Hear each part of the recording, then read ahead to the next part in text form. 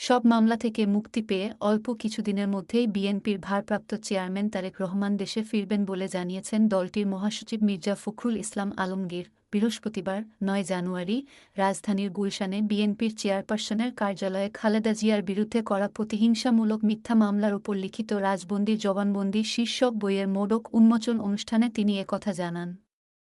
মির্জা ফখরুল বলেন, বেগম জিয়া আন্তর্জাতিকভাবে যে সম্মান পেয়েছেন তা ভাষায় প্রকাশ করার মতো না। কাতারের আমিরের প্রতি কৃতজ্ঞতা প্রকাশ করছি। তিনি বিনা সংকোচে বিশেষ এয়ার অ্যাম্বুলেন্স পাঠিয়েছেন। ব্রিটিশ সরকারকেও ধন্যবাদ। কোথাও কোনো বাধা পাননি বেগম জিয়া। যেখানে যা চেয়েছে তাই পেয়েছে বিএনপি। বিএনপি মহাসচিব বলেন, ফ্যাসিস্ট শেখ হাসিনা পালিয়ে যাওয়ার পরও কেউ কারো ওপর বিশ্বাস ধরে রাখতে পারছি না। ঐক্যের জায়গা ধরে রাখতে পারছি না। আগে তো বিষয়টা সেটেলড হতে হবে। সংস্কারের কথা তারা বলে, সংস্কার তো বিএনপি আগে শুরু করেছে। নেতাকর্মীদের উদ্দেশ্যে তিনি বলেন, ৫ আগস্টের পর ৭ আগস্ট বেগম জিয়া বলেছিলেন, ধৈর্য ধরতে হবে, প্রতিহিংসাপরায়ণ কেউ হবেন না। এই বিষয়গুলো ধারণ করতে হবে।